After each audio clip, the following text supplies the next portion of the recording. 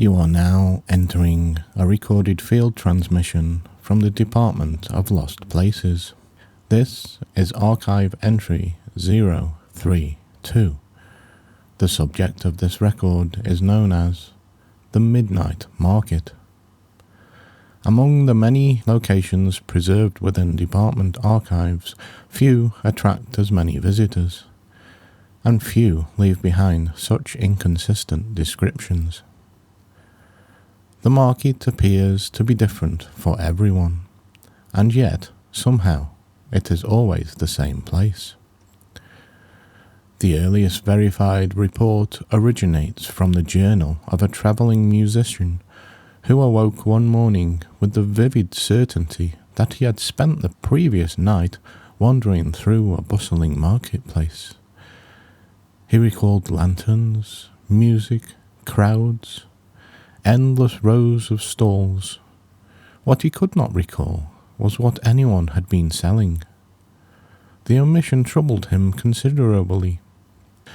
Years later, when the department researchers encountered similar reports from unrelated sources, a pattern began to emerge.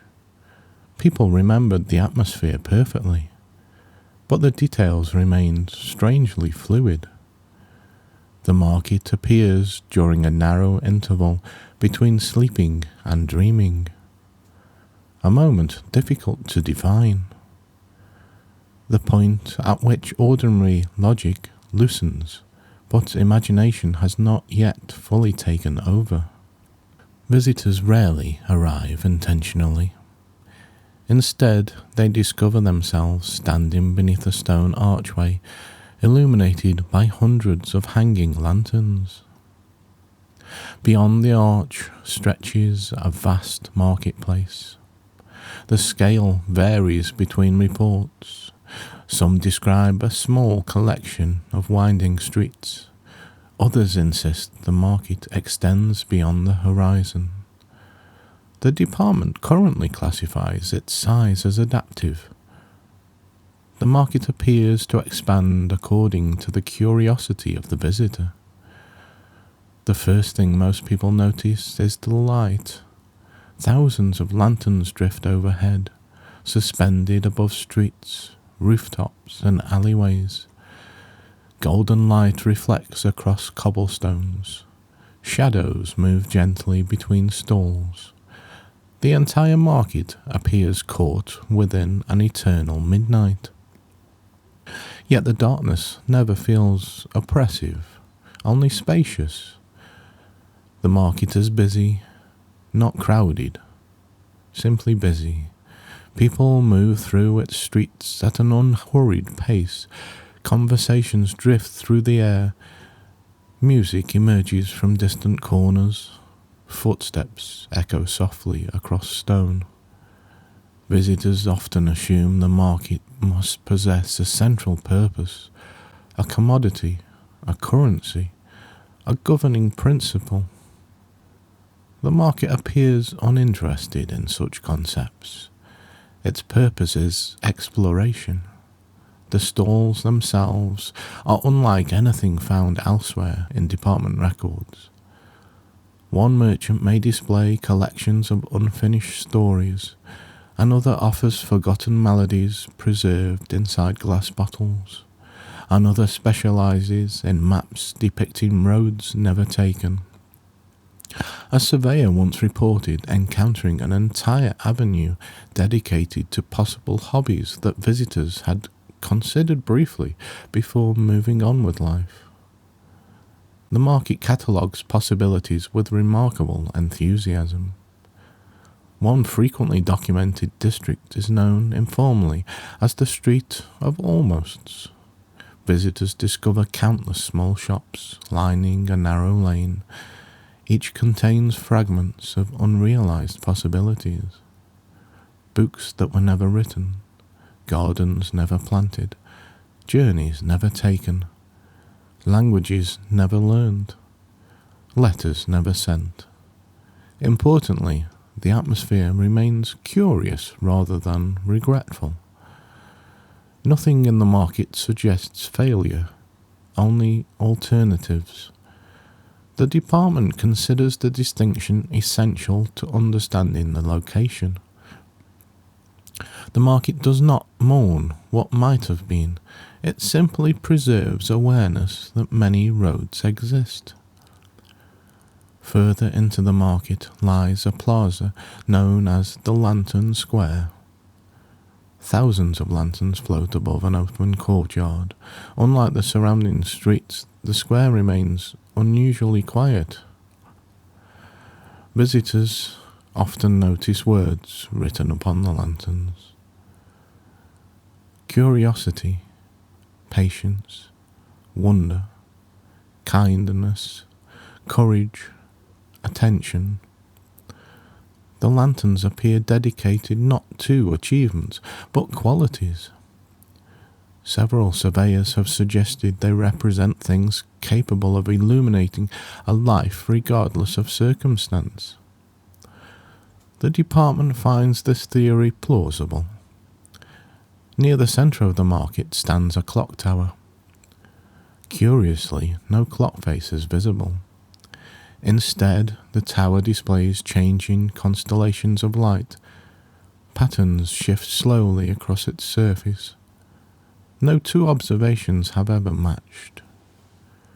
When visitors asked nearby merchants what the tower measures, they reportedly receive a similar response.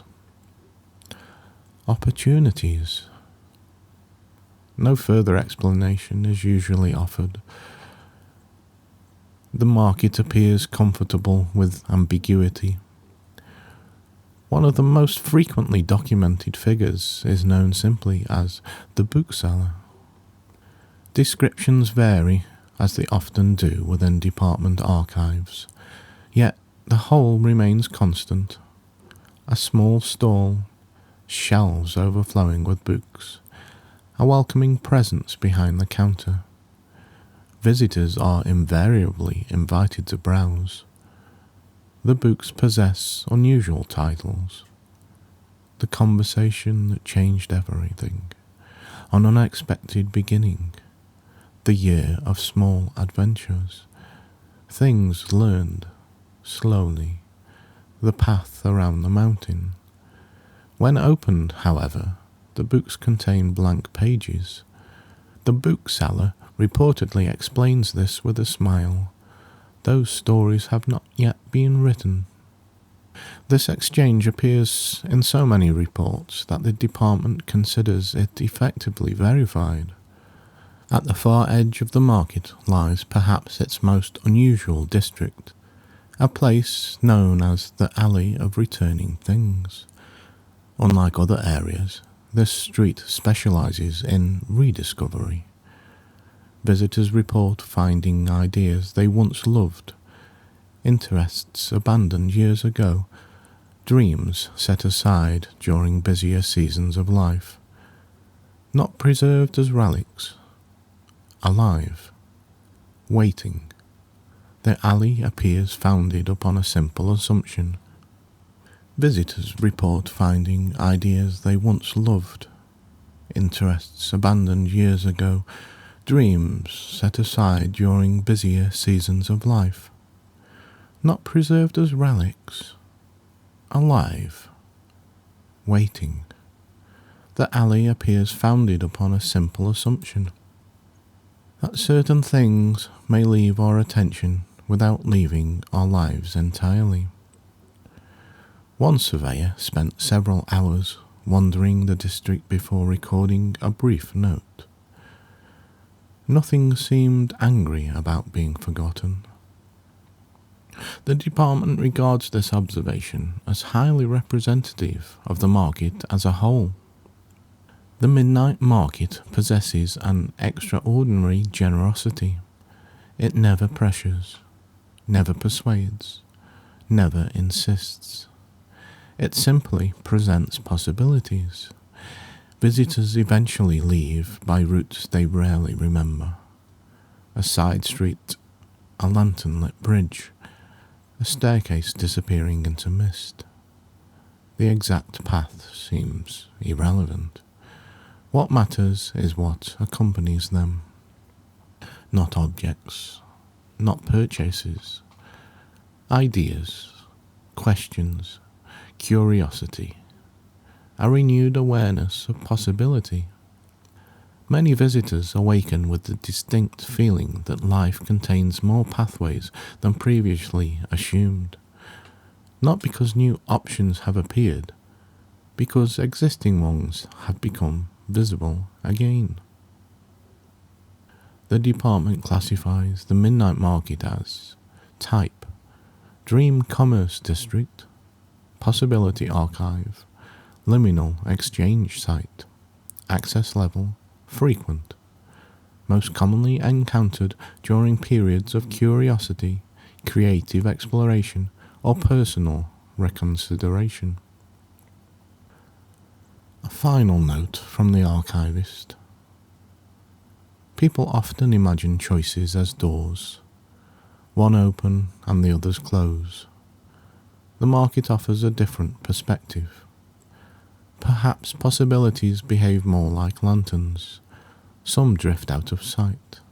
Some return unexpectedly. Some illuminate paths we have not yet considered. The important thing may not be choosing perfectly. The important thing may be remembering that the streets remain full of light. This concludes archive entry 032. The record is sealed. The lanterns remain suspended. The market continues trading in possibilities. End transmission.